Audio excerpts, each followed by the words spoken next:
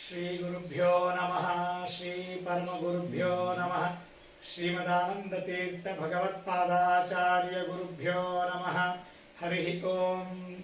जयति हरिरचिन्त्यः सर्वदेवैकवन्द्यः परमगुरुरभीष्टावाप्तिदः सज्जनानां निखिल गुणगणार्णो नित्यनिर्मुक्तदोषः सरसिजनयनोऽसौ श्रीपतिरमानदो नः। धर्म विज्ञान वैराग्य परमैश्वर्यशालिनः आनंदतीर्थ भगवत्पादान् वन्दे निरन्तरं। चित्रैः पदैश्च गम्भीरैः वाक्यैर्मानेरखण्डितैः गुरुभावं व्यञ्जयन्ति भाति श्रीजयतीर्थवाक्। नौमिन्याय सुधाधिकृज्जयमुनीन् श्रीपादरत्सन्मणिन् व्यासार्यान् विविधागमाब्धिविहरान् श्रीवादिराजानपि वन्देऽहं सवरान् रघोत्तमगुरोन् वैदग्ध्यवारानिधिं श्रीसत्यव्रत राघवेन्द्र मुनिपान् सद्बोधसध्यानपान् विद्यायां विबुधाचार्यं वेदज्ञानाब्धिचन्दिरं दुर्मतध्वान्तमार्ताण्डं सत्यध्यानमुनिं भजे। सत्याभिज्ञकराब्जोत्तान् पञ्चाशद्वर्षपूजकान् सत्यप्रमोदतीर्थार्यान् नौमिन्याय सुधारतान्। शास्त्रेषु पारदृश्वानं शास्त्रज्ञेषु च वत्सलं दीनभक्तोद्धारकरं सत्यात्मानं गुरुं भजे। विद्यापीठविधातारं विद्यावारिधिचन्दिरं विद्यार्थिवत्सलं वन्दे महामहिम सद्गुरुं। यैरहं शुकवत् सम्यक् शिक्षितोऽस्मि कृपालुभिः तान् वन्दे ज्ञानपञ्चास्यां धेनुपाचार्यसेवकान्। आपादमौलिपर्यन्तं गुरूणामाकृतिं स्मरेत् तेन विघ्नाः प्रणश्यन्ति सिद्ध्यन्ति च मनोरथाः। श्रीगुरुभ्यो नमः। हरिः ओम्। स्वस्तिस्तु अशेषसतां सन्मङ्गलानि सन्तु श्लोकैकपठन श्रवणमात्रेण वक्तुश्चरिता श्रोतॄणां निखिलकलिकल्मषानोदनपटुतरे धर्मार्थपुरुषाद्यखिलसाधनीभूते भविष्योत्तरपुराणान्तर्गत श्रीवेङ्कटेश्वर महात्म्ये अद्य कथा प्रारम्भे सति किञ्चित् पूर्वकथानुवादः। हरिः ओम्। मायावी परमानन्दं त्यक्त्वा वैकुण्ठमुत्तमं स्वामि पुष्करणी तीरे रमया सहमोदते श्रियः कान्ताय कल्याणनिधये निधयेऽर्थिनां श्रीवेङ्कटनिवासाय श्रीनिवासाय मङ्गलम्।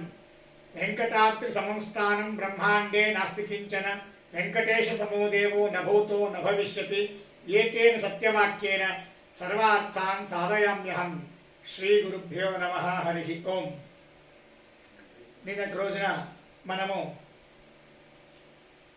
పద్మావతి దేవితో కలిసినటువంటి వెంకటేశ్వర స్వామి ఏ విధంగా పద్మావతి దేవిని మాట్లాడించడానికి మాట్లాడాడు. ఆ వెంకటేశ్వర స్వామి మాట్లాడిన మాటలకు కోపగించుకున్నటువంటి పద్మావతి ఏం చేసింది అనే దాన్ని మనము నిన్నటి రోజున తెలుసుకున్నాం. శ్రీసుత ఉవాచ శయనం ప్రాప్య పర్యంకే శ్రీనివాసో వృషాకపిః తదా కదా చ సా దేవి సేవార్థం బకులాశుభా. శిలావర్షం పడినది వెంకటేశ్వర స్వామి పైన. ఆ విధంగా రాళ్లతో తాను తారణ చేయించుకొని వచ్చి శయనం ప్రాప్య పర్యంకే ఏదైనా పిల్లలు బయట ఎవరన్నా ఆ పిల్లలకి నచ్చంది చేస్తే వాళ్ళు ఏడుస్తూ ఏడుస్తూ ఇంటికి వచ్చి డైరెక్ట్గా మంచం మీద పడుకునేస్తారు. అదేవిధంగా నారాయణుడు కూడా అదేవిధంగా చేస్తున్నాడు. తాను ఇంటికి వచ్చి శయనం ప్రాప్య ఆ పరువుపై తాను వెళ్ళి పడుకునేశాడు. తదాగతాచ సాదేవి సేవార్థం బకులాశుభ. అప్పుడు ఆ వెంకటేశ్వర స్వామి యొక్క శ్రీనివాసుని యొక్క సేవకై బకుళాదేవి తాను వచ్చింది. షడ్విధాన్నం సమాదాయ సపూపాహర రసంవితం రమాపతేస్తు బకుళ భక్తిభావేన సంయుత. 6 రకములైనటువంటి అన్నములను ఆ భగవంతుడికి నివేదించడానికి బకుళమాలిక తయారు చేసుకుని వచ్చిందంట. హరిద్రాన్నం, దద్యాన్నం, కృసరోదనం, గుడోదనం, ముద్గాన్నం, ఇత్యన్నం, షడ్విధం స్మృతం. ఈ విధంగా పసుపుతో చేసేటువంటి అన్నము, తర్వాత పరమాన్నము, తర్వాత పెరుగుతో చేసేది దద్యోజనము, తర్వాత కృసరాన్నము, గుడోదనం బెల్లంతో చేసేటువంటిది. కృసర అంటే పెసరబేళ్లతో చేసేటువంటి అన్నము. తర్వాత ముద్గాన్నము అంటే ఉద్దిన వేళ్ళు, ఆ ఉద్దిన వేళ్లతో మినపేళ్ళు వాటితో చేసేటువంటి అన్నం. ఈ విధంగా 6 రకములైనటువంటి అన్నమును తీసుకొని వచ్చిందట. బకుళాదేవి శయనం శ్రీనివాసంచ వల్మీకస్థానమాశ్రితం శ్వసంతం దీర్ఘ నిశ్వాసం ఋతం నేత్రబిందుభి. ఆ ఊపిరిని చాలా బిగ్గరగా పెద్దగా ఊపిరిని తీసుకుంటూ నిట్టూరుస్తూ శ్రీనివాసుడు ఏడుస్తూ ఉన్నాడు. కళ్ళల్లోంచి కళ్ళీళ్ళు వస్తున్నాయి. వాటిని చూసి బకుళాదేవి అంటుందట, ఉత్తిష్టోత్తిష్ట కిం గోవింద కిం శేషే పురుషోత్తమ నకదాచి దివస్యాపో నకృతం రోదనం హరే కిమర్థం దుఃఖమేతత్తే భోక్తుమాగచ్చ మాధవ. నారాయణ శ్రీనివాసుడా లే, ఎందుకంటే ఎప్పుడు నువ్వు పడుకున్న వాడివి కాదు. కిం శేషే పురుషోత్తమ, ఎందుకు పడుకున్నావు? నువ్వెప్పుడు కూడా పడుకున్న వాడివి కాదు. అందులోనూ నకదాచి దివాస్వాప, ఎప్పుడు కూడా ఉదయం పూట పడుకోలేదు. సూర్యుడు ఉన్నప్పుడు మనం ఎప్పుడు కూడా పడుకోరాదట. ఏదో అతి అనివార్యమైతే జ్వరం వస్తే ఆరోగ్యం బాగాలేకపోతేనే పడుకోవాలి తప్ప సూర్యుడు ఉన్నప్పుడు తప్పకుండా అనివార్యంగా పడుకోరాదు. అధ్యయనం చేయాలి, పారాయణం చేయాలి, చదువుతూ ఉండాలి, ఈ విధంగా చేస్తూ ఉండాలి. కానీ సూర్యుడు ఉన్నప్పుడు పడుకోరాదు. అందుకే ఉపనయనం చేసేటప్పుడు తండ్రి ఆ పిల్లవాడికి చెప్తాడు, దివా మా అప్స్వాప్సీహి, ఉదయం పూట సూర్యుడు ఉండంగా పడుకోవద్దు. సూర్యుడు ఉండంగా పడుకుంటే మనకు అజ్ఞానం వస్తుంది. కాబట్టి ఉదయం పూట అందులోనూ నువ్వు పడుకోలేదు. నకృతం రోదనం హరే, ఎప్పుడు కూడా నువ్వు ఏడ్చిన వాడివి కాదు. కిమర్థం దుఃఖమేతత్, ఎందుకు నీకు ఈ దుఃఖం? నీకు ఈ దుఃఖం రావడానికి గల కారణం ఏమిటి అని ఈ విధంగా ఆ బకుళాదేవి అడుగుతూ, నీకోసం 6 రకములైనటువంటి అన్నాన్ని చేశాను నాయన, వచ్చి తిను అని చెప్తారు. హరిం దృష్ట్వా హిరణ్యాంగి పునర్వాక్యము వాచస. ఈ విధంగా బకుళాదేవి మాట్లాడినా కూడా పరమాత్ముడు అదేవిధంగా నిట్టూర్పు చేస్తూ పరమాత్ముడు అదేవిధంగా ఏడుస్తూనే ఉన్నాడు.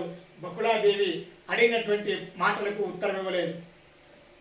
కిం దృష్టే విపణిం కృష్ణ కిమర్థం దుఃఖముల్బణం ఆర్తిహీనో హి త్వం దేవ అర్థవద్ దృశ్యసే కుతః. శ్రీనివాస, నువ్వు అడవికి వెళ్ళావు, అక్కడేమైనా ఆ అడవిలో ఏదైనా ఒకటి భయానకమైనటువంటి ఏదైనా జంతువునో లేకుంటే దేన్నైనా చూసావా? ఎందుకంటే ఆర్తిహీనోపి త్వం దేవ అర్థవద్ దృశ్యసే కుతః. చాలా అద్భుతమైనటువంటి మాట. భగవంతుడా, నీకు దుఃఖం లేదు. దుఃఖం లేని వాడివైన నువ్వు దుఃఖాన్ని ఎందుకు చూపిస్తున్నావు? దుఃఖాన్ని ఎందుకు నటిస్తున్నావు? దేవుణ్ణి మనము సరిగ్గా తెలుసుకోవాలి. తాను అవతారం చేసినప్పుడు నానా విధములైనటువంటి నాటకములను చేస్తూ ఉంటాడు. మర్త్యావతార స్త్రీయ మర్త్య శిక్షణం అని మధ్వాచార్య వారు చెప్తారు. కాబట్టి భగవంతుడు తాను అవతారం చేసినప్పుడు నానా విధములైనటువంటి నాటకములను భగవంతుడు చేస్తూ ఉంటాడు. ఆ నాటకములను సరిగ్గా మనం అర్థం చేసుకోవాలి తప్ప దేవుడు కూడా ఏడుస్తున్నాడు, మనము ఏడుస్తాము, దేవుడు ఏడుస్తాడు, ఇక మనకు దేవుడికి ఏంటయ్యా వ్యత్యాసము అని మనం ఎప్పుడు ఆ దేవుణ్ణి అలా తప్పుగా తెలుసుకోరాదు. భగవంతుడికి దుఃఖం అనేదే లేదు. యశోదాదేవి చాలా బాగా చెప్తుంది ఇక్కడ, ఆర్తిహీనోపిత్వం దేవ ఆర్థవద్ దృశ్యసేతు కుతః. ఎందుకంటే ఈ మాట చాలా మహత్వమైనది. ఎందుకు మహత్వమైనది అంటే, ఈ బకుళాదేవి గత జన్మలో యశోదాగా ఉండింది. యశోదాగా ఉన్నప్పుడు భగవంతుడిని తన కుమారుడిగా, తన ముద్దుల పుత్రుడిగా భగవంతుడిని పెంచింది యశోదాదేవి. భగవంతుడు ఎన్నో మార్లు నేను నీ కుమారుణ్ణి కాదు, నేను సాక్షాత్ నారాయణుడిని, జగదేకనాథుణ్ణి అని చెప్పి అతిమానుషమైనటువంటి కార్యములను చేసి చూపించినప్పటికీ యశోదాదేవి శ్రీకృష్ణుడిని తన కొడుకు తన ముద్దుల కొడుకు అనే తెలుసుకోయింది. 2 సార్లు భగవంతుడు తన నోటిలో సంపూర్ణమైన బ్రహ్మాండాన్ని చూపించాడు. 2 నెలల వయసులో పూతనా సంహారం జరిగింది. 7 ఏళ్లలో తనకు 7 సంవత్సరాలు ఉన్నప్పుడు కంసుడు లాంటి వాడిని సంహరించాడు. మధ్యలో 2 సార్లు అడవిలో వచ్చినటువంటి ఆ అడవిలో అడవి నిప్పు, ఆ అడవి నిప్పును పానం చేశాడు. మనం ఏదో ఒక మంచినీళ్ళు తాగినట్టుగా ఆ నిప్పును తాగేశాడు పరమాత్మ. ఈ విధంగా సామాన్య మనుష్యులు, సామాన్య పిల్లలు ఎవరు కూడా చెయ్యలేని అతిమానుషమైనటువంటి పనులను చేసి చూపించింది. ఎందుకో తెలుసా? యశోదాదేవి నువ్వు నన్ను నీ కుమారుడు తెలుసుకోవద్దు, నేను సాక్షాత్ నారాయణుణ్ణి అని ఈ విధంగా భగవంతుడు ఎన్నో మార్లు నేను నారాయణుణ్ణి అని యశోదాదేవికి చూపించినను యశోదాదేవి ఆ భగవంతుడి యొక్క లీలను చూడలేకపోయింది. అప్పట్లో ఆశ్చర్యం, ఏంటి నా ఈ చిన్న పిల్లవాడి నోట్లో ఇంతంతా బ్రహ్మాండం కనిపించిందే అని ఆశ్చర్యపోయేది. కాసేపటికి కృష్ణుడు నా కొడుకు, ఏదో నాకు భ్రమ, ఏదో చూసి ఏదో అనుకుంటున్నాను నేను అని తాను చూసింది భ్రమ అని తనకు తాను సర్ది చెప్పుకోనిందే కానీ కృష్ణుడు దేవుడు అని చూడాలి అనేటువంటి బుద్ధి యశోదాదేవి కలగలేదు. అందుకనే భగవంతుడు 16,108 పెళ్లిళ్ళు చేసుకున్నా కూడా ఒక్క పెళ్లిని కూడా యశోదాదేవికి చూపించలేదు. కారణం భగవంతుడిని తన కుమారుడు అని యశోదాదేవి తెలుసుకున్నందుకే. కాబట్టి ఆ తప్పు గత జన్మలో నేను ఆ తప్పు చేశాను, అందుకే భగవంతుడి ఒక్క వివాహాన్ని కూడా నేను చూడలేకపోయాను. మరి ఈ జన్మలో అదే తప్పును నేను చేసినట్లయితే ఇక మరి నాకు సద్గతి కాదు అని చెప్పి యశోదాదేవి శ్రీనివాసుడిని దేవుడనే చూస్తుంది, భగవంతుడనే ప్రార్థిస్తుంది. చూడండి, ఆర్తిహీనోపి త్వం దేవ ఆర్తవద్ దృశ్యసే కుతః. దుఃఖం లేనివాడవయ్యా నువ్వు ఆనందమయుడివి, అయినను నువ్వు దుఃఖం వచ్చినట్టుగా ఎందుకు ఇలా నాటకం చేస్తున్నావు? మనోగతం వదాదేశం గౌరవం మహిమా కృత. నా పైన గౌరవం ఉంటే, నా పైన సాక్షి, నాపై తోడు, నాపై ఒట్టు పెట్టు. ఏమైంది నీకు? ఏం కావాలి? బలరామునిపై ఒట్టు, దేవకీ వసుదేవులపై ఒట్టు, సుభద్రపై ఒట్టు, నీ బాంధవులైనటువంటి పాండవులపై ఒట్టు. నీకేం కావాలి? నీకేమైంది? నువ్వు చెప్పాలి నాకు అని చెప్పగానే, కా దుష్టా భువి కన్యావా గాంధరీ వాసురోత్తమ. ఇప్పుడు చిన్నపిల్లలకి ఏడుస్తూ వస్తారు మన దగ్గర, ఏం కావాలి అంటే వాడు చెప్పడు. ఏం కావాలి ఎంత అడిగినా వాడు చెప్పడు, ఏడుస్తూనే ఉంటాడు. మనమే వానికి ఆప్షన్స్ చెప్పాలి. చాక్లెట్ కావాలన్నా, బిస్కెట్ కావాలన్నా, మజ్జిగ కావాలన్నా, నీళ్లు కావాలన్నా, ఏదైనా బొమ్మ కొనుక్కుంటావా, ఈ విధంగా మనం ఒక 5-6 మాటలను చెప్పాలి. ఇది కావాలా, అది కావాలా అని. వాడు ఊరుకుంటాడు. ఏది మనం అన్నప్పుడు నోరు మూసుకుంటాడో వాడికి అది కావాలని అర్థం. అదేవిధంగా ఇక్కడ కూడా భగవంతుడు ఏడుస్తూనే ఉన్నాడు, ఏడ్చేట్టుగా నాటకం చేస్తూనే ఉన్నాడు. యశోద బకుళాదేవి అడుగుతున్నది, ఏం చూసావు, ఏం కావాలి అని. ఏం అడిగినా కూడా సమాధానం చెప్పడం లేదు. చివరకు భువి కన్యావా అనింది. ఎవరన్నా అమ్మాయిని చూసావా అడవిలో, ఆ అమ్మాయితో నీకు పెళ్లి చేయాలనా అని అడిగింది. వెంటనే ఏడ్పాపేశాడు శ్రీనివాసుడు. ఈ విధంగా ఆ భగవంతుడికి అప్పుడు బకుళాదేవికి అర్థమైంది, ఓహో శ్రీనివాసుడు ఏదో అమ్మాయిని చూసి వచ్చాడు, ఆ అమ్మాయిపై మనసు పడ్డాడు, ఆ అమ్మాయిని వివాహం చేసుకోవాలి అని అనుకుంటున్నాడు అని బకుళాదేవికి అర్థమైనది. కాచా పుణ్యవతి బాలా భక్తవశం హరిం మోహయామాస కామార్త నజామి జగద్గురో వదగోవిందం తే కార్యం క్షణమాత్రాత్ కరోమ్యహం మృగం దృష్ట్వా భయం ప్రాప్య చోరం వా క్రూరూపిణం అని ఈ విధంగా అడిగినప్పుడు, ఏదైనా మృగాలు చూసావా, దొంగలు చూసావా, ఏదైనా భూత ప్రేత పిశాచాలు చూసావా అని ఈ విధంగా అనగానే భగవంతుడు అంటారట, నాకు ఎవ్వరితోనూ భయం లేదు. ఏకో విష్ణుర్ మహద్భూతం, నేనే పెద్ద భూతాన్ని, నాకన్నా పెద్ద భూతం ప్రపంచంలో ఎవరు లేరు. కాబట్టి ఈ భూతాలన్నీ కూడా నన్ను ఏమీ చేయలేవు, నేనే పెద్ద భూతాన్ని. కాబట్టి నాకు భూతం నుంచి, పిశాచాల నుంచి, దొంగల నుంచి ఏ విధమైనటువంటి భయం లేదు. మరి ఏమైనా మృగం నుంచి నాకు భయం లేదు. మరి ఏం కావాలి అంటే, స్వరూపాం సుందరీం శుభ్రం నీలాలక విరాజితాం పూర్ణేందు సదృశీం శ్యామం నీలమాణిక్య విగ్రహం సాక్షాత్ రమాసమం కన్యాం ఘటయాశు వరాననే. అద్భుతమైనటువంటి సౌందర్య రాశి, సాక్షాత్ లక్ష్మీదేవికి సమానమైనటువంటి సౌందర్యం కలిగినటువంటి అమ్మాయి. ఆ అమ్మాయిని నేను చూశాను, ఆ అమ్మాయితో నాకు వివాహం జరిపించు. జన్మ జన్మార్జితేన పుణ్యేన ఏషాహి లభ్యతే మత్పుణ్యం పక్వతాం ప్రాప్తం దర్శనేన సులోచనే. జన్మ జన్మార్జితేనైవ పుణ్యేనేవ లభ్యతే. జన్మ శ్రీనివాసుడు అంటున్నాడు, అటువంటి అమ్మాయిని చూడాలంటే ఎన్నో జన్మల పుణ్యం కావాలి అని. దాన్ని మనం ఇప్పుడు దేవుడికి ఏం పుణ్యం కావాలి? పద్మావతికే పుణ్యం కావాలి, జన్మజన్మల పుణ్యం శ్రీనివాసుడు లాంటి నా జగత్స్వామిని భర్తగా పొందడానికి. మత్పుణ్యం పశ్యతాం ప్రాప్తం దర్శనేన సులోచనే మానవం దేహమాసాద్య తాం కన్యా కఃపుమాన్ త్యజేత్ వినాజనమతిం లోకే అన్నపాన వివర్జితం కిమిత్వేన దేహేన కార్యహీనేని మే సఖే గతయాశవరాంగీ త్వం ఆకాశ నృపనందిని. ఆకాశరాజు గారి కుమార్తె పద్మావతి. ఆ పద్మావతి నేను చూశాను, నేను పెళ్లి చేసుకోవాలి అనుకుంటున్నాను. తాం వినా నహి జీవాను సత్యమిత్యవధారయ. ఆకాశరాజు గారి కూతురు లేకపోతే నేను జీవించలేను, ఇది సత్యం. ఏదో మాటలు చెప్తున్నాడు లేని అనుకోవద్దు, ఇది నిజంగా. ఆమెను కూడా ఆమెతో నాకు నువ్వు పెళ్లి చేయలేదనుకో, నేను ప్రాణత్యాగాన్ని చేస్తాను అని భగవంతుడు చెప్తున్నాడు. తాడితోహం శిలావర్షై హతో అశ్వత్వరాన్ని మజ్జీవనం తదర్థాయ జనితం వెంకటాచలం. ఆమె నన్ను రాళ్లతో కొట్టింది, రాళ్లతో నా గుర్రాన్ని కొట్టి చంపేసింది, నాకు కూడా రాళ్ళు తగిలాయి. అయినా కూడా నాకు ఆమె మీదే ప్రేమ కలుగుతూ ఉంది. నేను ఎలాగైనా సరే ఆమెనే పెళ్లి చేసుకోవాలా అనుకుంటున్నాను. నేను స్వర్గ వైకుంఠం నుంచి భూమికి వచ్చిందే ఆమె కోసం. యతో అభూత అవతారోత్ర పద్మావత్యర్థమేవ మే.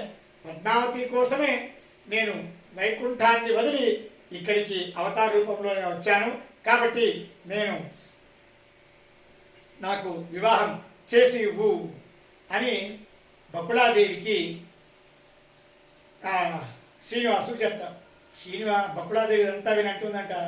ఆకాశరాజు గారి కుమార్తె, ఆమెమో రాజుగారి కుమార్తె, నువ్వేమో ఏమీ లేని వాడివి. అటువంటప్పుడు రాజుగారి కుమార్తె నువ్వు నీకిచ్చిందికయ్యే పెళ్లి చేస్తారు. యయోరేవ సమం విత్తం యయోరేవ సమం బలః తయోరే వివాహ మైత్రీచ అని చెప్పారు. ఎవరెవరు డబ్బులో సమానమో, ఎవరెవరు బలంలో సమానమో వారిరువురి మధ్యలోనే వివాహం కానీ మిత్రత్వం కానీ అని. నువ్వు ఆయన ఆకాశరాజుతో దేంట్లో సమానమయ్యా? బలంలో సమానుడు కాదు, శ్రీమంతం ఐశ్వర్యంలో సమానుడు కాదు. అటువంటి ఆకాశరాజు తన కుమార్తెను నీకిచ్చి పెళ్లి చేస్తాడని ఎలా అనుకుంటున్నావు అనగానే అప్పుడు శ్రీనివాసుడు అంటాడట, అలా ఏం లేదు, డబ్బున్న వాళ్ళని పెళ్లి చేసుకోవాలని లేదు. డబ్బున్న అమ్మాయిలు డబ్బు లేని వాళ్ళని పెళ్లి చేసుకున్నటువంటి దృష్టాంతాలు ఉన్నాయి. వెనకటికి సుకన్య అనేటువంటి అమ్మాయి శర్యాతి అనేటువంటి రాజు, ఆ శర్యాతి అనేటువంటి మహారాజు తన కూతురు సుకన్య అనే అమ్మాయికి చవనుడు అనేటువంటి ఋషికిచ్చి పెళ్లి చేశారు. ఇతను ఋషి, అతను మహారాజు గారి కుమార్తె సుకన్య. అయినా కూడా ఆ శర్యాతి మహారాజు ఆ చవనుడికి పెళ్లి చేయలేదా? అలాగే ఇది కూడా అనుకో. అందుకు బకుళాదేవి అంటుంది, అక్కడ శర్యాతి మహారాజు చవనుడికి తన కూతురు అయినటువంటి సుకన్యానికి పెళ్లి చేయడానికి ఒక నిమిత్తం ఉంది. ఏ నిమిత్తము అంటే ఆ చవన మహర్షుల ఆశ్రమానికి అందరూ వెళతారట. వెళ్ళినప్పుడు అక్కడ ఒక పొద, ఆ పొదలో ఏదో మెరుస్తున్నట్లు 2 పదార్థాలు కనిపిస్తాయి. ఏంటి పొదల మధ్యలో ఏదో మెరుస్తున్నట్టు కనిపిస్తున్నాయి అని చెప్పి ఒక చిన్నదైనటువంటి పుల్ల తీసుకుంటుంది. పుల్ల తీసుకొని అక్కడ ఇలా పొడుస్తుంది. పొడవగానే అక్కడి నుంచి రక్తం వస్తుంది. రక్తం రాగానే భయపడి అక్కడి నుంచి వెళ్ళిపోతుంది. తర్వాత అక్కడ ఉన్న వాళ్ళందరికీ ఉన్నట్టుండి వాంతులు బేదులు కావడం స్టార్ట్ అవుతాయి. ఉన్నట్టుండి అందరికీ వాంతులు బేదులు ఎందుకు అవుతున్నాయా అని ఆలోచిస్తే శర్యాతి, ఇది మహానుభావుడైనటువంటి చవన మహర్షి గారి యొక్క ఆశ్రమము. ఈ ఆశ్రమంలో ఎవరైనా అపకారం చేశారా, ఎవరైనా తప్పు పని చేశారా, ఎవరైనా చేస్తుంటే చెప్పండి అని అంటారు. అప్పుడు సుకన్య ముందుకు వస్తుంది. సుకన్య ముందుకు వచ్చి, నాన్న నేను తప్పు పని చేశాను. ఏం చేశావమ్మా అని అడిగితే అక్కడ పొదల్లో 2 మిళుకుమంటూ 2 ప్రకాశమైనటువంటి ఏదో 2 పదార్థాలు కనిపించింది. అవి ఏంటి అని తెలియలేదు నాకు. ఒక పుల్ల తీసుకొని నేను వాటిలో ఈ విధంగా పొడిచాను. అప్పుడు అక్కడి నుంచి రక్తం వచ్చింది. భయపడి నేను అక్కడి నుంచి పారిపోయి వచ్చాను. తర్వాత ఆ పొదలను తీసి చూస్తే చవన మహర్షులు తపస్సు చేస్తూ ఉన్నారు. తర్వాత వాడు తపస్సు పైకి లేచారు. తన కళ్ళను పొడిచింది సుకన్య తనకు అని తెలుసుకున్నారు. ఈ విధంగా ఆ చవన మహర్షుల యొక్క శాపం నాకు నా వంశానికి తగలకూడదు. నా కూతురు తప్పు చేసింది, 2 కళ్ళు పొడిచేసింది కాబట్టి నా కూతురు నీకు ఇచ్చి పెళ్లి చేస్తున్నాను స్వామి, స్వీకరించండి, స్వీకరించి మమ్మల్ని శాపం ఏది ఇవ్వకుండా అనుగ్రహించండి అని షరియాతి తాను చవన మహర్షులకు ఈ విధంగా ఆ మహారాజు తన కూతురైనటువంటి సుకన్యను ఏమీ లేనటువంటి చవన మహర్షులకు ఇచ్చి పెళ్లి చేయాల్సి వచ్చింది. ఆ ప్రసంగం వేరే.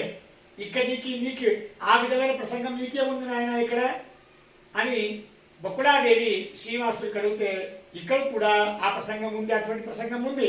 ఏంటి ఆ ప్రసంగము? ఇక్కడ ఆ పద్మావతి దేవి రాళ్లతో నన్ను కొట్టింది, నా గుర్రాన్ని చంపేసింది, నన్ను కూడా గాయపరిచింది రాళ్లతో చూడు.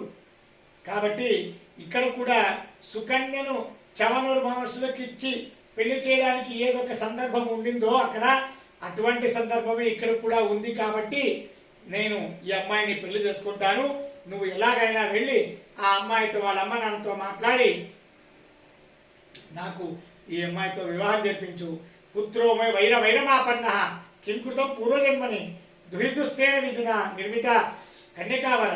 నా కొడుకు బ్రహ్మదేవుడు, ఆ బ్రహ్మదేవుడికి నా మీద ఎందుకో ద్వేషం తెలియదు. నేనంటే సరిపోదు బ్రహ్మదేవుల వారికి. నాకు ఏ అమ్మాయి అయితే కావాలో ఆ అమ్మాయిని రాజుగారి కుమార్తెగా ఎందుకు పుట్టించాడప? నా మాదిరి సామాన్యమైన అమ్మాయిగా పుట్టించుంటే ఏమీ సమస్య లేకుండా నేను ఆ అమ్మాయిని పెళ్లి చేసుకునేవాడిని. అయితే నా పైన నేనేదో తప్పు చేశానన్నట్టుగా నా పైన ద్వేషంతో నా పుత్రుడైన బ్రహ్మదేవుడు నేను పెళ్లి చేసుకోవాలా అనుకోలే అమ్మాయి పద్మావతిని రాజుగారి కుమార్తెగా ఎందుకు పుట్టించాడు? అనాయాసేన మే భూయా ఇతిమే నిష్ఠామతి కిం దుష్టం బ్రహ్మణ పూర్వం మత్పాపం ఘోర దర్శనం. ఎలా మనుషులు మనమందరం ఎలా మాట్లాడతామో అలా స్వామి కూడా నాటకం చేస్తూ ఉన్నాడు. నేను అనుకున్నాను ఆ అమ్మాయితో పెళ్లి అనాయాసంగా చాలా ఈజీగా సులువుగా అయిపోతుంది అని. అయితే నేను ఏ పాపం చేశానో ఏమో జన్మాంతరాల్లో పూర్వజన్మల్లో, అందుకే బ్రహ్మదేవుల వారు నా యొక్క విధిని ఈ విధంగా రాశారు. పూర్వం అద్భుతం ఘోర దర్శనం, భయానకమైన ఘోరమైనటువంటి పాపాలు ఏదో చేశాను నేను పూర్వజన్మలో, అందుకే నాకు నా పెళ్లి విషయానికై ఇంతంతా కష్టాలు వస్తూ ఉన్నాయి. యత్పాప మనుసృత్యైవం ఘటనం సాకరోద్విధి మద్భాగోస్తు విదిస్త్వం సహాయం కురుమెంగని నకరిష్యసి చేత్ బాలే తదా మే మరణం ధ్రువం. కాబట్టి బకుళాదేవి నా పాలిట దేవుడు నువ్వే, కాబట్టి నాకు ఎలాగైనా సరే ఆ అమ్మాయితో వివాహాన్ని జరిపించు, లేదంటే నేను చనిపోవడం ఇది నిశ్చితము, నేను నిశ్చితంగా చనిపోతాను అని చెప్పి భగవంతుడు చెప్తూ ఉన్నాడు. అప్పుడు కిముక్తేన విశేషేణ సాధయాన్యసంగమం త్వమ్మే మాతాద పితాచ భ్రాతు మాతులయవచ. నువ్వే నాకంతా కూడా, నువ్వే నాకు తల్లి, నువ్వే నాకు తండ్రి, నువ్వే నాకు గురువు, నువ్వే నాకు దైవము. ఈ విధంగా నువ్వు అక్రూరుడికి సమానమైనటువంటి రాలివి, ప్రహ్లాదరుడికి సమానమైనటువంటి రాలివి అని ఈ విధంగా తన భక్తులను అందరితోనూ భగవంతుడు సామ్యాన్ని, నువ్వు వీరికి సమానం అని వారందరిలోనూ సామ్యాన్ని భగవంతుడు తెచ్చిపెడతాడు. తర్వాత బకులోవాచ కుతస్థే జగదాధార త్వయా మిత్ర త్వయా యత్ర దీక్షిత తన్మార్గం వద గోవింద గచ్చామి కరుణానిదే. సరి స్వామి, నువ్వు చెప్పినట్టుగా నేను వెళ్ళి ఆ అమ్మాయి వాళ్ళ నాన్నతో వాళ్ళతో మాట్లాడి వస్తాను. అయితే ఆ అమ్మాయి ఊరికి ఎలా వెళ్ళాలి? నేను మార్గం చెప్పండి. మీరు చెప్పినటువంటి మార్గం గుండానే నేను ఆ అమ్మాయి దగ్గరికి వెళ్ళి అక్కడ నేను ఆ అమ్మాయితో వాళ్ళ నాన్నతో అందరితో మాట్లాడి వారిందరిని ఒప్పించి మీ పెళ్లిని ఆ అమ్మాయితో జరిగేట్టుగా నేను చేస్తాను అని చెప్పగానే శ్రీనివాసోవాచ పురే బాలే పురావృత్తం తథాయాం పద్మయా చ త్రేతాయాం రామరూపేణ అవతారతాముపాగతః కాసాపూర్వం కిమర్థంతే చాకన్యా ధృతా భువి తద్వృత్తమఖిలం బ్రూహి సత్యేన మమ కేశవ. ఆ అమ్మాయినే పెళ్లి చేసుకోవాలి ఎందుకు అనుకుంటున్నావు? ఆ అమ్మాయి ఎవరు, ఎక్కడ పుట్టింది, ఎవరి బంధువు, ఏ విధంగా ఆ అమ్మాయి నిన్ను పెళ్లి చేసుకోవాలని నువ్వు నిశ్చయించుకున్నావు ఆ అమ్మాయిని అని అనగానే అప్పుడు శ్రీనివాసుడు అంటాడు పురాబాలే పురావృత్తం పద్మావత జనిం శుభ, వెనకటికి ఆ పద్మావతి దేవి అనేటువంటి ఒక దేవి పరమాత్ముడిపై కూర్చొని ఉండింది. ఈ విధంగా ఆ పరమాత్ముడిపై పద్మావతి అనేటువంటి దేవి కూర్చొని ఉండింది. ఆ పద్మావతి దేవి త్రేతాయాం రామరూపేణ అవతార ఉపాగత, త్రేతాయుగంలో నేను రాముడిగా అవతారం చేశాను. అవతారం చేసినప్పుడు రావణుడు వచ్చి సీతాదేవిని, మేము అరణ్యానికి వనవాసానికి వెళ్ళినప్పుడు రావణుడు వచ్చి సీతాదేవిని అపహారం చేసుకుని వెళ్ళిపోయాడు. అయితే అక్కడ రావణుడు సీతాదేవిని అపహారం చేసుకుని వెళ్ళలేదు. సీతాదేవి రావణుడు వస్తున్నారని తెలిసి సీతాదేవి కైలాసానికి వెళ్ళిపోయి అక్కడ రుద్రదేవి పార్వతి వారిద్దరిచే పూజలు స్వీకరిస్తూ అక్కడ ఉండింది. అక్కడ సీతాదేవి స్థానంలో అగ్నిపుత్రి వేదవతి అని ఆమె అక్కడ వచ్చి సీతాదేవి ఆ కృతిలో వచ్చి కూర్చుంది. అయితే రావణుడేమి అంత బుద్ధి లేనివాడా, వెర్రివాడా రావణుడేమన్నా? సీతా వేషం వేసుకున్న అమ్మాయికి సాక్షాత్తుగా సీతాదేవికి వ్యత్యాసం తెలియనివాడా అని అంటే, అందుకు మధ్వాచార్య వారు చెప్తాడు, రావణుడికి ఆ వ్యత్యాసం తెలియకూడదనే ఆ వేదవతిలో సౌందర్యం పెరగడానికై ఇంద్రుడు విశేషంగా ఆ వేదవతిలో తాను ఆవాసం ఉంటాడట, తన సన్నిధానాన్ని పెడతాడట. అందువల్ల ఆ వేదవతికి ఎక్కువ సౌందర్యం పెరిగింది. ఆ ఎక్కువ సౌందర్యం పెరగగానే ఆ ఎక్కువ సౌందర్యవతి అయినటువంటి వేదవతిని చూసి రావణుడు ఈమె సీత అని చెప్పి తెలుసుకొని తాను లంకకు తీసుకొని వెళ్ళిపోయారు. అక్కడ తీసుకొని వెళ్ళి అక్కడే ఒక 12 నెలలు అక్కడనే తనని అక్కడే పెట్టి తనకి చాలా హింసలు చేశాడు. తర్వాత నేను కపిల సహాయంతో రావణాసురుడి దగ్గరికి లంకకు వెళ్ళాను. అక్కడ యుద్ధం చేసి లంకలో ఉండేటువంటి సైనికులందరినీ కూడా సంహరించేశాను. సంహారం చేసిన తర్వాత నాకు అపవాదం వచ్చింది, ఇన్ని రోజులు వేరే వారి దగ్గర ఉన్న మీ ఆవిడను నువ్వెలా స్వీకరిస్తావు అనేటువంటి జనాపవాదం వచ్చింది. అప్పుడు ఆ జనాపవాదాన్ని నేను పరిహారం చేసుకోవడానికి సీతాదేవిని అగ్ని ప్రవేశం చేయమన్నాను. అప్పుడు అగ్ని ప్రవేశం చేస్తే అగ్నిలోంచి 2 సీతలు బయటకు వచ్చారు. ఒక సీత సాక్షాత్ లక్ష్మీదేవి, ఇంకో సీత వేదవతి అని ఈ విధంగా చెప్తున్నాను. ప్రియోస్మే గమో విపత్తి విప్రయత్నం స్థితా భ్రూమో వృత అని చెప్పి ఈ విధంగా 2 సీతలు బయటకు వచ్చారు. ఇత్తం సమాలోక్యమాదాయ తాంపురీం జయితుం ధృతాం స్వాహాయాం సన్నివేశ్యాత స్వాం నామ్నా దేవి నామ్నా వేదవతీం శుభాం. అప్పుడు ఈ విధంగా 2 బయటకు వచ్చినప్పుడు నేను ఏం చేశాను అంటే, 2 వచ్చారు రోజు ఆశ్చర్యమైంది. అప్పుడు సీతాదేవి వచ్చి చెప్తుంది, నా కోసం నేను అనుభవించవలసినటువంటి దుఃఖములన్నింటినీ కూడా ఈ వేదవతి అనుభవించింది.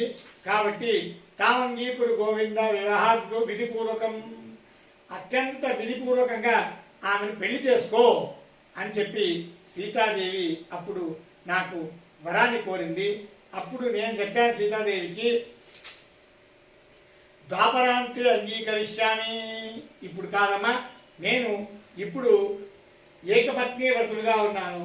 ఏకపత్ని వ్రతుడైనటువంటి నేను ద్వాపరాంతంలో ఈ పద్మావతి దేవిని నేను అంగీకరిస్తాను, వివాహం చేసుకుంటాను.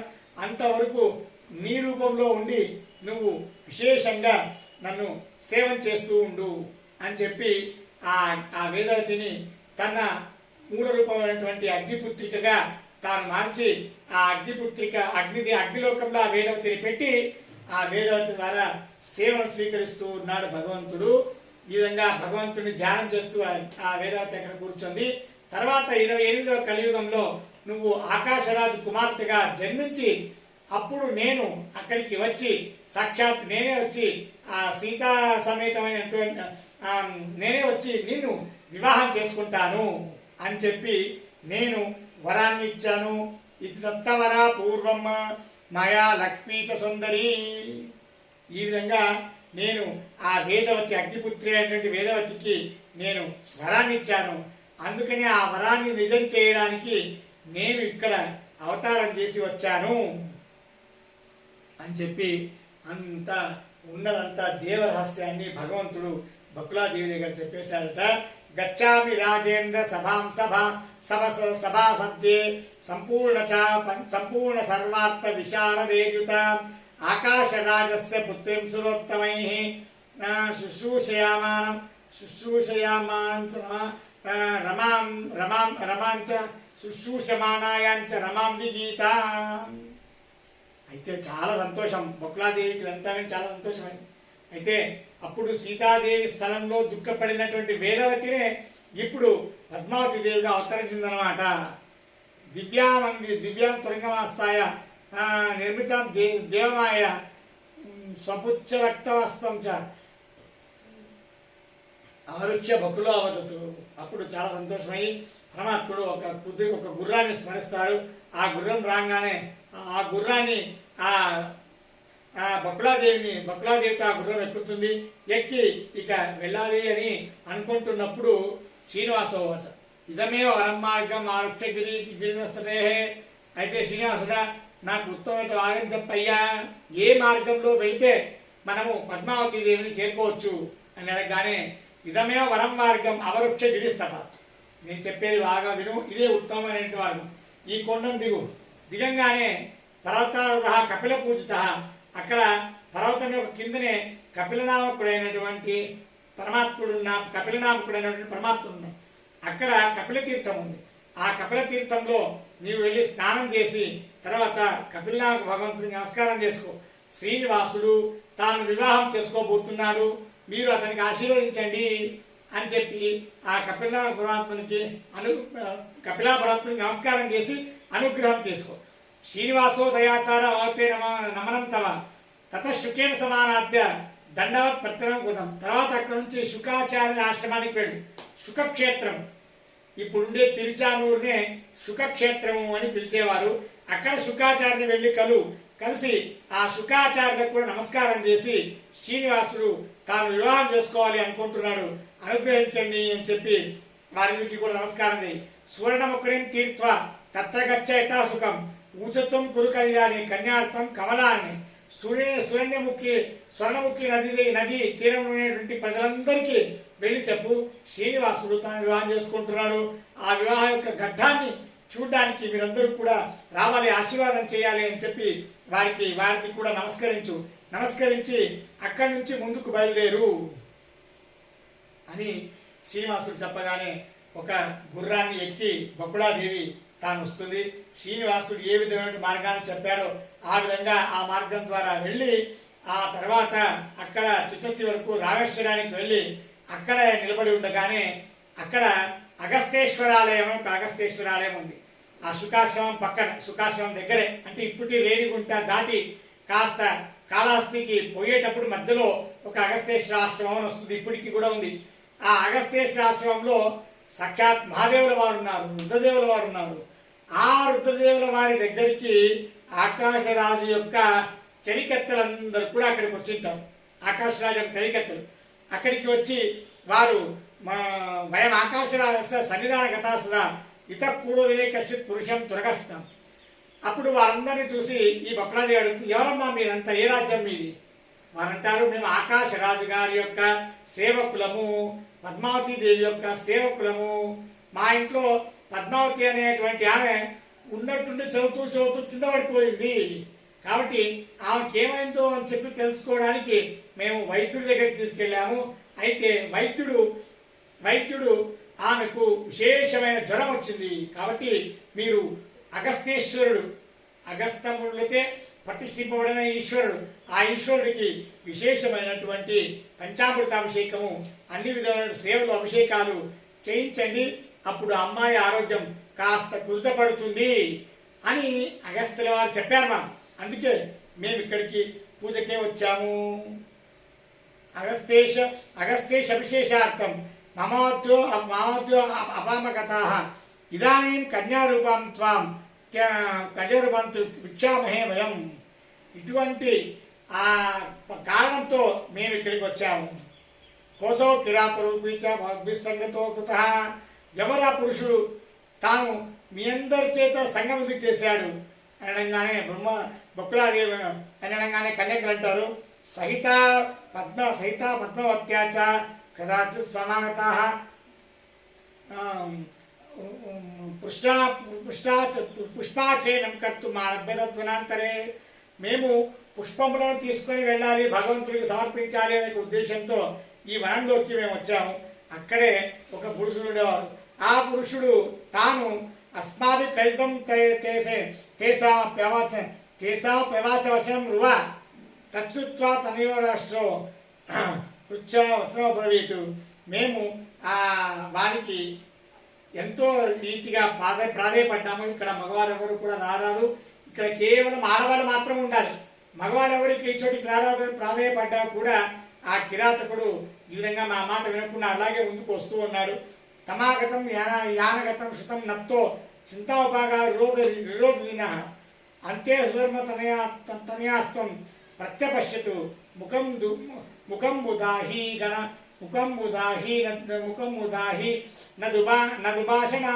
నదుభాషమాచం. ఈ విధంగా అక్కడ వచ్చినప్పుడు మేము ఆ అబ్బాయిని రాళ్లతో కొట్టి మేము పంపించేసాము. ఆ అబ్బాయి యొక్క గుర్రాన్ని మేమంతా కూడా చంపేశాము. ఎప్పుడైతే ఆ అబ్బాయిని చూసిందో అప్పటి నుంచి మనసుకు మోహం వచ్చేసింది. ఏమీ మాట్లాడదు, ఉలకదు, పలకదు, ఊరికే ఇలాగే కూర్చొని ఉంటుంది.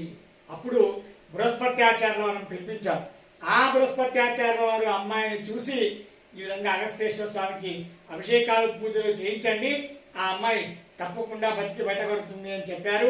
అందుకే మేము పూజలు చేయించడానికి వచ్చాము అని ఈ విధంగా ఆ అమ్మాయిలందరూ కూడా చెప్పగానే, అయితే నేను కూడా మీ ఆకాశ్ రాజు గారి దగ్గర కాస్త పని ఉంది, అందుకు నేను కూడా మీ ఊరికి రావచ్చా అనగానే, ఓ తప్పకుండా రావచ్చు, మా ఊరికి రావాలంటే కొన్ని ఆకాశ నియమాలను తప్పకుండా అనుభవించాలి. ఏంటి ఆ నియమాలు? ఆ ఆకాశరాజు గారి యొక్క రాజ్యానికి రావాలంటే ఏంటి నియమాలు అని చెప్పి వీళ్ళందరూ కూడా అడిగారట. అప్పుడు నేను వెళ్ళి అప్పుడు బకుళాదేవి ఉంటుంది, శృణ్యంతు కన్యకా సర్వే మద్భక్త్యా విచారత అహం వెంకటేశస్య దాసీ భూత్వా సాంప్రతం. నేనెవరో కాదమ్మా, మా రాణితో మీకేం పని అని అడగగానే నేనెవరో కాదు, ఏ పురుషుణ్ణైతే మీరు చూసి రాళ్లతో కొట్టి పంపించారో ఆ వెంకటేశ్వర స్వామి యొక్క దాసి నేను. మీ ధరణీదేవి రాజుగారి భార్య దగ్గరికి వచ్చి మీ అమ్మాయిని మా అబ్బాయికి ఇచ్చి పెళ్లి చేయాలి అని చెప్పి నేను అడగాలి. అయితే ఆ నారాయణపురం అది అభేద్యమైనది, ఆ దేశం వారే ఆ దేశంలోకి ప్రవేశించగలరు, వేరే వారెవరు కూడా ఆ దేశంలోకి ప్రవేశించలేరు. చూడండి, వీసా అనే పద్ధతి ఇప్పుడు కొత్తగా వచ్చింది కాదు, అప్పుడే ఉండింది. ఎవరు పడితే వారు ఆ దేశానికి వెళ్ళలేరు. అదేవిధంగా అదే ఒక రకమైన పర్మిషన్ కావాలి అంటాం కదా, ఆ విధంగా ఆ పద్మావతి బకుళాదేవి చెబుతూ ఉన్నది, ఎవరు పడితే వారు మీ రాజ్యానికి రాలేరు, కాబట్టి మీతో పాటే నేను వచ్చేస్తే నాకు ఆ రాజ్యంలో ప్రవేశం దొరుకుతుంది, అందుకని మీరు నన్ను ఆ రాజ్యంలోకి తీసుకుని వెళ్ళండి అని బకుళాదేవి ఆ అందరు అమ్మాయిలతో అడిగిందట. వారందరూ ఓ తప్పకుండా రండి, తీసుకెళ్తాం, మేము మిమ్మల్ని తీసుకెళ్ళి మా రాజుగారి భార్యకు మిమ్మల్ని పరిచయం చేస్తాము అని చెప్పి పూజ అయిపోయిన తర్వాత మనం అందరం వెళదాము అని అన్నారు. సరే అని బకుళాదేవి అక్కడ పూజను చూస్తూ కూర్చోంది. అంత లోపల శ్రీనివాస స్వామి ఆలోచిస్తూ ఉన్నారు. ఆడవారి చేతికి ఏదైనా పని అప్పచెప్తే ఆ పని అయినట్టే. స్త్రీభిశ్చయత్కృతం కార్యం నా తదత్త ఫలప్రదం. వాళ్ళు ఏదో ఒక పని చెయ్యాలి అని చెప్పి వెళ్ళి ఇంకో పని చేసుకొని వస్తారు. కాబట్టి ఇది సంచింత గోవింద మాయావి కామరూపవా. ఈ విధంగా ఆలోచించినటువంటి భగవంతుడు తాను ఒక వేషాన్ని వేసుకున్నాడు. స్వయం శ్రీ వెంకటేశీతు వనితా రూపమాశ్రిత. తాను ఒక కొరవంజి ఆడామె వేషాన్ని వేసుకున్నాడు. ఇక్కడ మనం ఒక విషయాన్ని గమనించాలి. ఆడవారికి ఏదైనా పని మనము చెప్తే ఆ పని చేయడానికి వాళ్ళు సమర్థులు కారు, వారికి ఒక పని చెప్తే మరొక పని చేస్తారు అని భగవంతుడు ఆలోచించి తాను ఆడవేషంలో వేసుకున్నాడు. దీనివల్ల మనం సరిగ్గా అర్థం చేసుకోవాలి. ఈ మాటను విని మహిళా సంఘాలు ఎవరు మోర్చాకు రావాల్సిన అవసరం లేదు. మా ఆడవాళ్ళని భగవంతుడి విధంగా అంటాడే అని మనం సరిగ్గా అర్థం చేసుకోవాలి. ఆడవాళ్ళని ఈ విధంగా అనేటటువంటి భగవంతుడు ఆడవేషం ఎందుకు వేసుకున్నారు కాబట్టి ఇక్కడ ఏం తెలుసుకోవాలి మనము అంటే అస్వతంత్రురాలు అని అర్థం. నా పని చేయడానికి స్వతంత్రుడైన నేనే సమర్థుడినే కానీ అస్వతంత్రురాలైన ఆ బకులాదేవి సర్వతా సమర్థురాలు కాదు. కాబట్టి నా పనిని నేనే చేసుకోవాలి అని చెప్పి ఆ భగవంతుడు కొరవంజి వేషాన్ని పులిందా వేషధారీ చక్రే తద్వేషభూషణం చీరవస్త్రం తతో భద్వ చిత్ర కంచుక రంజిత బ్రహ్మానంత శిశుం కృత్వ యష్టిం కృత్వ మహేశ్వరం. తర్వాత చిరిగిపోయినటువంటి చీరను కట్టుకున్నాడట భగవంతుడు. బ్రహ్మదేవుల వారిని చిన్న కుమారుడిగా చేసుకొని యష్టిం కృత్వ మహేశ్వరం రుద్రదేవుల వారిని కట్టె మాదిరి చేసుకొని బ్రహ్మాండాన్నే తాను బుట్టగా చేసుకొని అక్కడ తాను వికీర్య కేశపుంజాన్ని వెంట్రుకలంతా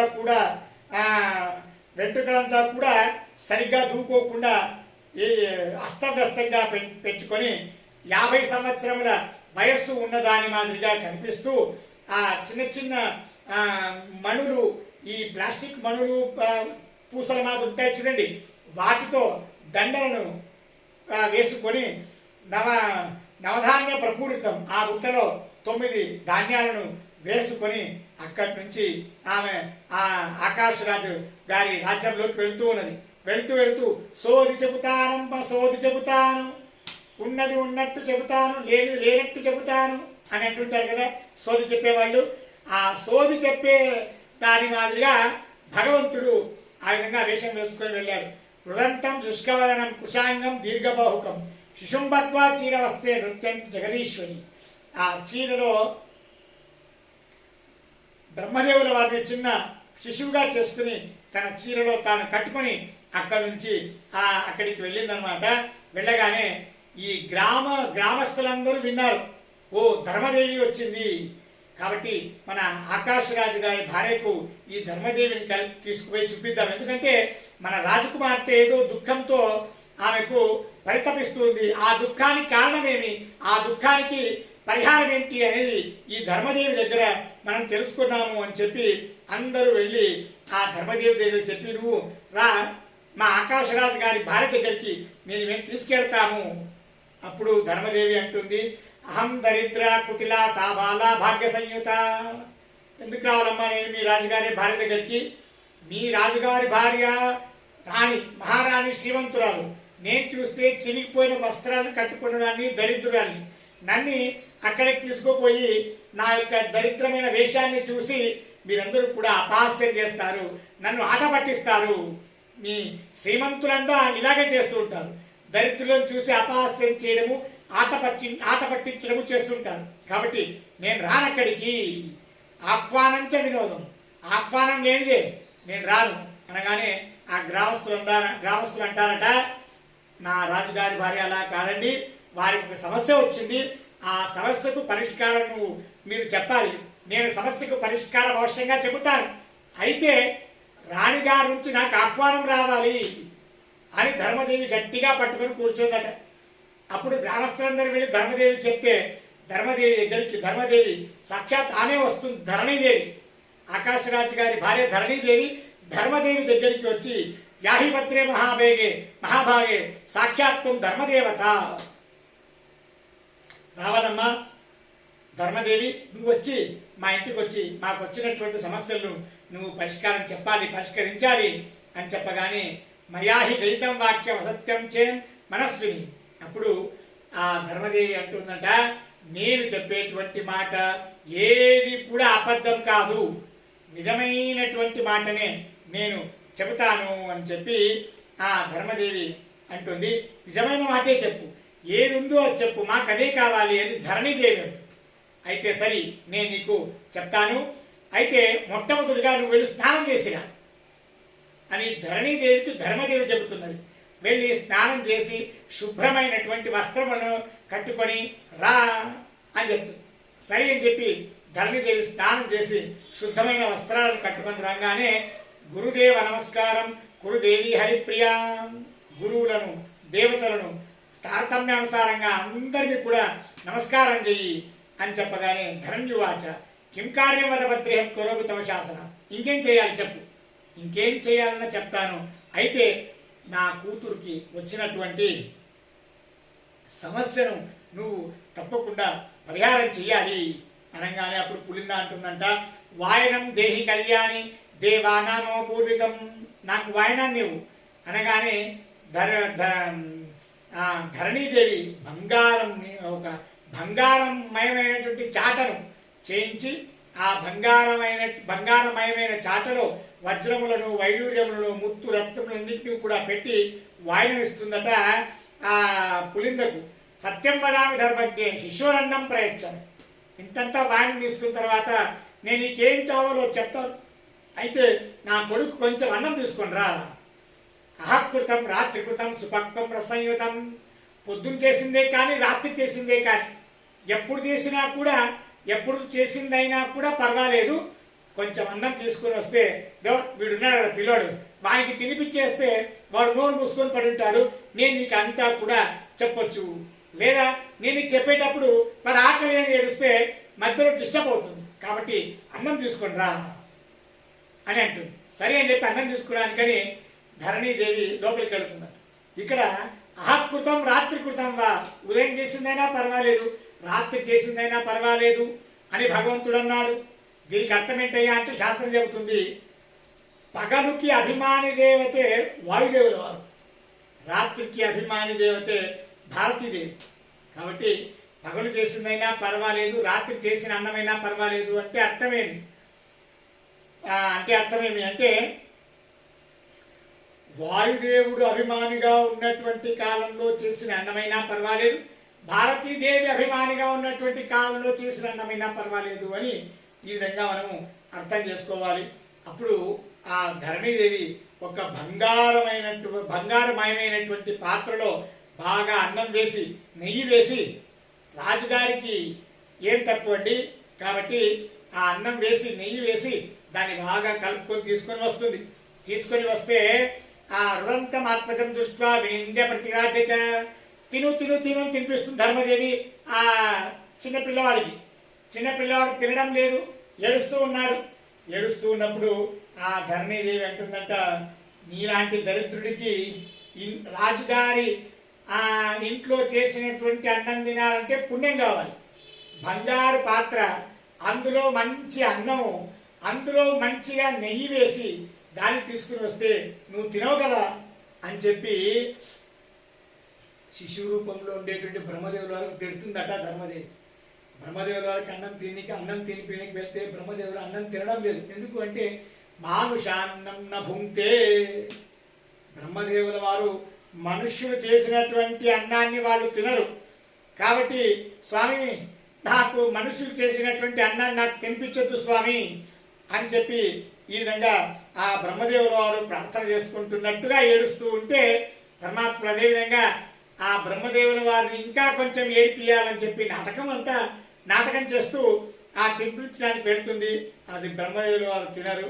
అయితే సరే నేనే తింటాను, నేను తల్లి తింటే నా పాల ద్వారా ఈ శక్తి అన్నమంతా కూడా నా కొడుక్కే వెళుతుంది అని చెప్పి మమోదరగతం చేస్తే పుత్రస్య హితకారణం, నేను తింటే చాలు అది నా కొడుకుకి అది మంచి హితకారి అవుతుంది అని చెప్పి ఆ అన్నాన్నంతా కూడా ధర్మదేవి తినేసి తర్వాత తాంబూలం ఇచ్చేసే నాకు, నేను నీకంతా కూడా చెప్తాను. అయితే మంచిగా తాంబూలం ఇచ్చింది. తాంబూలాన్ని వేసుకొని సా పూర్వాభమికి భూత్వా పుత్రవంకే నిధాయ పురతో గుల్మమాస్తాయ పాదావాస్తీర్య సుస్థిత. పూర్వాభిముఖంగా కూర్చొని ఆ ధరణీదేవి కూర్చొని ఆ ధర్మదేవత అందరికీ నమస్కారం చేస్తూ ఉన్నది. అందరికీ కూడా నమస్కారం చేస్తూ ఏవం రూపం గతం కృష్ణం శ్రీనివాసం సురోత్తమాః ద్రష్టుకామా సమాయాత వైఖర్యం ప్రాకృతోచితాం. ఈ విధంగా విచిత్రమైన ఆ పులిందా వేషాన్ని వేసుకొని నాటకం చేస్తూ ముందు కథను నడిపించడానికి వెళ్ళినటువంటి ఆ భగవంతుణ్ణి చూడ్డానికి బ్రహ్మాది దేవతలందరూ కూడా, రుద్రాది దేవతలు, బ్రహ్మాది దేవతలు, ఇంద్రాది దేవతలు అందరూ కూడా ఆకాశంలో చూస్తున్నారట. ఏం అద్భుతమైన పరమాత్ముడి యొక్క లీల ఇది! దేవుడు మాత్రమే చెయ్యగలిగినటువంటి లీల ఇది. మనం ఎవరు కూడా మనుషులము, దేవతలము, మనమెవరు కూడా చేయలేము అని చెప్పి అన్యోన్యం భారతీయం ప్రోచు సంభ్రమాత్ కౌతుకాన్విత ఒకరికొకరు మాట్లాడుకుంటున్నారట. ఎటువంటి అద్భుతమైనటువంటి లీలను భగవంతుడు తాను చూపిస్తున్నాడు అని చెప్పి. ఏవం హరేశ్చిత్ర విచిత్ర కర్మ గాయంతి కంజోద్భవ శంభుశక్రాః కలౌ యుగే పాప కృతాం నరాణాం ఉద్ధారణార్థం జగదీశ చేష్ట. ఈ విధమైనటువంటి అద్భుతమైన ఆ భగవంతుడి యొక్క మహాత్మాన్ని తెలుసుకున్న వాళ్ళు, తెలుసుకోవడానికని ప్రయత్నం చేస్తున్న వాళ్ళు బ్రహ్మరుద్రాది దేవతలు, వాళ్ళు కూడా సరిగా పూర్తిగా తెలుసుకోలేరు. అటువంటి ఆ వెంకటేశ్వర స్వామి యొక్క మహాత్మ్యాన్ని కలియుగంలో మనం కీర్తించడం, ఆ కలియుగంలో ఆ వెంకటేశ్వర స్వామి యొక్క మహాత్మ్యాన్ని మనం తెలుసుకోవడం అంటే మన పాపకర్మలన్నీ పటాపంచలు చేసుకోవడమే, మన ఉద్ధారం అయిపోయినట్టే అని ఈ విధంగా చెప్తూ తర్వాత భోజనాంతే అస్మరద్బాల దేవాన్ స్వకర పూజితాన్ ఆదౌ నారాయణం దత్వా పశ్చాత్ లక్ష్మీ పితామహాన్. మొట్టమొదటిగా ఆ నారాయణ స్వామిని నమస్కారం చేసి ధర్మదేవి, తర్వాత లక్ష్మి, తర్వాత పితామహ బ్రహ్మదేవుల వారిని, సరస్వతి, ఉమాకాంతం, ఇంద్రం, అత పరం శచీమగ్నిన్యమాదిశ్చ సదారాం దిక్పతినత. తర్వాత ఇంద్రదేవుణ్ణి, కాముణ్ణి, తర్వాత అందరు నవగ్రహ దేవతలందరినీ కూడా నమస్కారం చేసి కుబేరమగ్ని, వాయుం, వర్ణం, వాసుకీం తథా అందరికీ నమస్కారం చేసి కాశీ విశ్వనాథుడికి నమస్కారం, బిందుమాధవుడికి నమస్కారం, విష్ణుపాదం ప్రయ గోదావరి తీరవాసినం అని ఈ విధంగా అందరికీ నారసింహం, జగన్నాథం, పాండురంగం, మహాబలం, పంపాధ్యక్షం, విరూపాక్షం, శ్రీశైలం, పుణ్యకారణం, శ్రీ వెంకటగిరీశంచ కాళహస్తి నరంపరం. ఘటికాచల సంస్కారం, వృద్ధాచల నివాసనం, ఘటికాచలంలో ఉండేటువంటి నరసింహస్వామిని, వృద్ధాచలంలో ఉండేటువంటి స్వామిని, వరదం సర్వలోకేశం, శ్రీరంగం శ్వేతరూపిణం, శ్రీరంగంలో ఉండేటువంటి ఆ శ్రీరంగనాథుడిని, కుంభకోణంలో ఉండేటువంటి కృష్ణుని, శాంగపాణిని అందరినీ కూడా నమస్కారం చేసింది. సేతుం రామకుతం రాజన్, తర్వాత ఆ రామసేతు నమస్కారం చేసిందంట. తర్వాత కేరళలో ఉండేటువంటి పద్మనాభస్వామి నమస్కారం చేసింది. సుబ్రహ్మణ్యం కుమారాఖ్యం మధుసూదనం, ఆ కొక్కే సుబ్రహ్మణ్యంలో ఉండేటువంటి సుబ్రహ్మణ్య స్వామిని నమస్కారం చేసింది. గోకర్ణం తథా హరిహరం నృప, హరిహర క్షేత్రమైనది గోకర్ణం, అక్కడ ఉండేటువంటి భగవంతుడి నమస్కారం చేసి గంగా, గోదావరి, కృష్ణాం, తుంగభద్ర, మలాపహాం, కావేరి, కపిలాం, క్షీరాం, సువర్ణముఖరీం తథా మూకాంబికాం, భైరవం, కాలభైరవమేవచ, కామాక్షిం చ విశాలాక్షిం చ కమలాక్షిం వరప్రదాం, రమా కొల్లాపురాధ్యక్షి పాహిమాం పరదేశిగాం. ఈ విధంగా కామాక్షి, విశాలాక్షి, కమలాక్షి, కొల్లాపురాధ్యక్షురాలైన లక్ష్మీదేవికి కూడా నమస్కారం చేసింది. సస్మార భక్తి భావేన చోవాచ మధురం వచః శృణుమాత సవిస్తారం శపే గుల్మం సపుత్రకం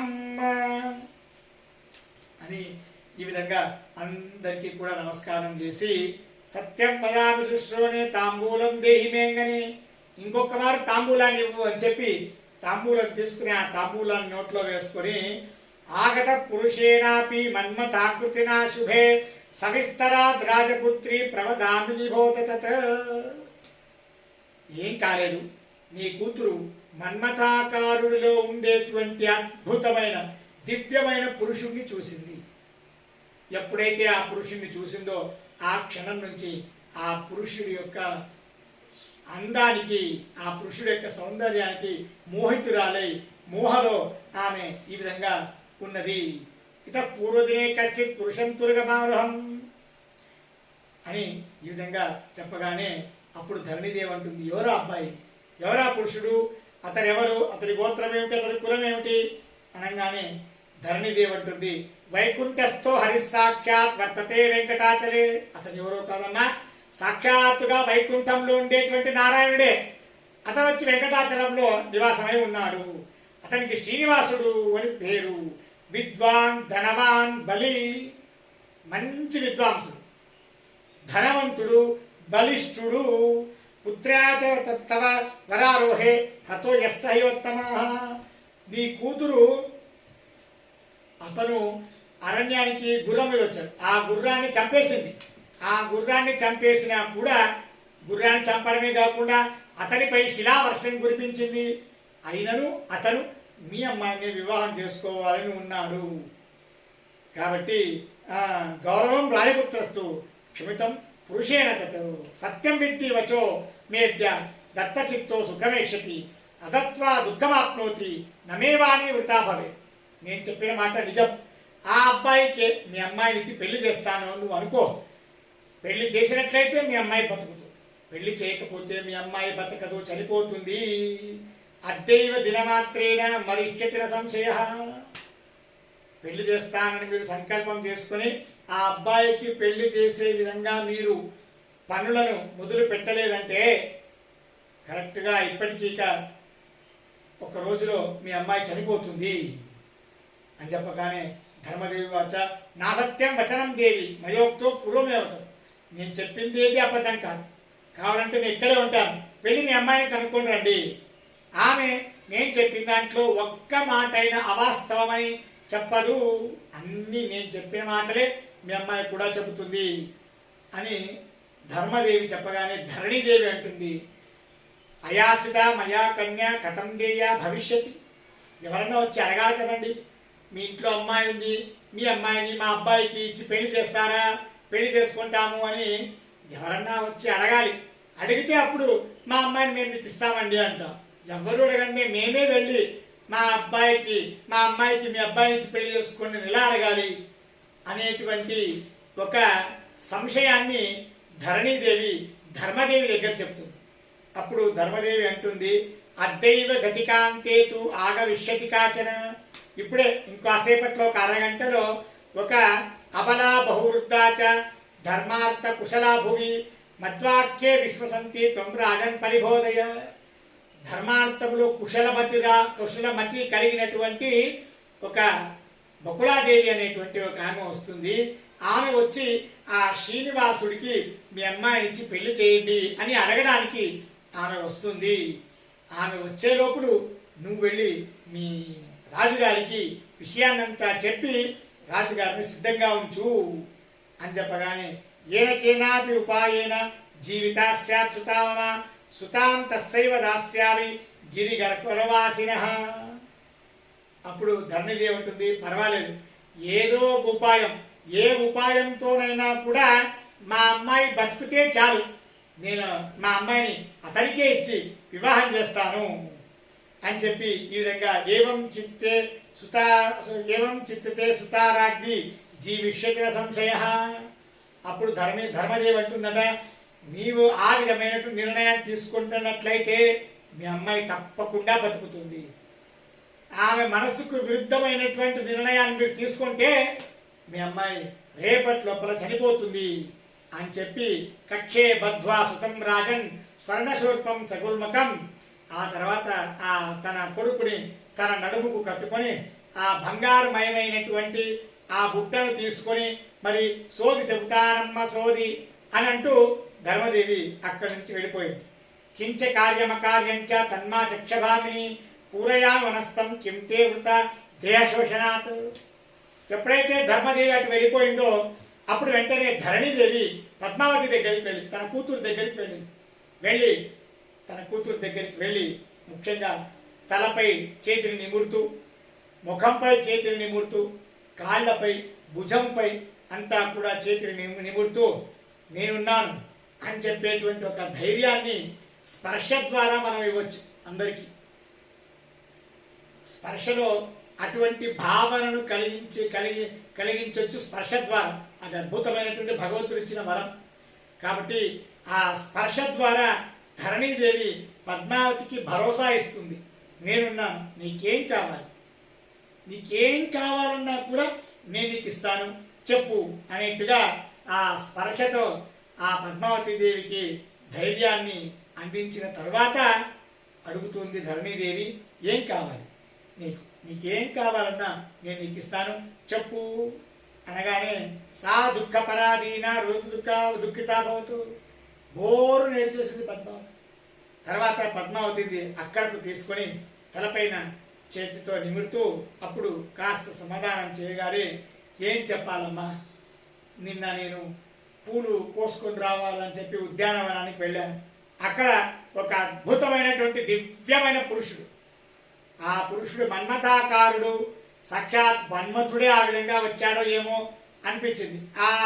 ఎప్పుడైతే ఆ పురుషుని చూశానో అప్పటి నుంచి నా మనసులో లేదు, ఏదో ఒక వెలితి నన్ను పట్టి పీడిస్తూ ఉన్నది అని చెప్పి తన తల్లి అయినటువంటి ధరణిదేవికి పద్మావతి ఈ విధంగా చెబుతుందట. చరితం తస్య కృష్ణస్య జానంతి భూదాదయ పాపాలయశ్చ మనుజాః ప్రభవం నహరే పరం. అతను ఎటువంటి వాడు, అతని చరిత్రను అందరి జ్ఞానులు బాగా తెలుసుకున్నారు. అటువంటి అద్భుతమైనటువంటి చరిత్ర సంపన్నుడు అటువంటి ఆ శ్రీనివాసుడు. తథోత్తరే శంకవరో రాతి హంసరాయతో ఎందుకంటే కౌస్తుభం రత్నం కానీ రత్నం కమండలే. అతని చేతిలో శంఖచక్రాలు ఉన్నాయి, కంఠంలో కౌస్తుభం అని ఉన్నది, ఎడపైన శివత్స సంకేతం ఉంది. ఇటువంటి అద్భుతమైనటువంటి చిహ్నములు కలవాడు ఆ అబ్బాయి. నేను ఎవరినైతే చూశానో ఆ అబ్బాయిని నేను పెళ్లి చేసుకోవాలి అనుకుంటున్నాను. సత్యం వద వరారోహే భ్రమోవా జ్వర కారణం. నిజంగా చెప్పు, ఇంతేనా, ఇంకేమైనా ఉందా? ఇంకేం లేదమ్మా, ఇంతే ఉంది. ఆ అబ్బాయిని చూసినప్పటి నుంచి నా మనసు మోహంతో కూడికిపోయింది. ఆ అబ్బాయిని నేను పెళ్లి చేసుకుంటే నాకు బాగుంటుంది అని ఈ విధంగా పద్మావతి దేవి చెప్పగానే సరి అని చెప్పి ధరణీదేవి రాజుగారి దగ్గరికి వెళ్ళి ఆ రాజుగారికి జరిగిన కథనంతా కూడా చెప్పి ఇక బకుళాదేవి కోసం అందరూ కూడా కాచుకొని కూర్చొని ఉన్నారు. ఎప్పుడు ఆ ధర్మదేవి చెప్పినట్టుగా ఆ వృద్ధురాలైనటువంటి బకుళాదేవి వస్తుంది, అప్పుడు మనము ఆ బకుళాదేవి దగ్గర మాట్లాడడానికి వీలవుతుంది అని చెప్పి అందరూ కూడా కాచుకొని కూర్చొని ఉన్నారు. శ్రీకృష్ణ అర్పణమస్తు. నాహం కర్త హరికర్త తత్పూజా కర్మచాఖిలం తథాపి మత్కృత పూజ తత్ప్రసాదేన నాణ్యత తద్భక్తి తత్ఫలం మఖ్యం తత్ప్రసాదాః పునః పునః కర్మన్యాసో హరావేవం విష్ణోస్తృప్తికరः సదా అనేన భావయత్ పుణ్యం అవాప్నోతు గురుర్మమ. శ్రీకృష్ణ అర్పణమస్తు.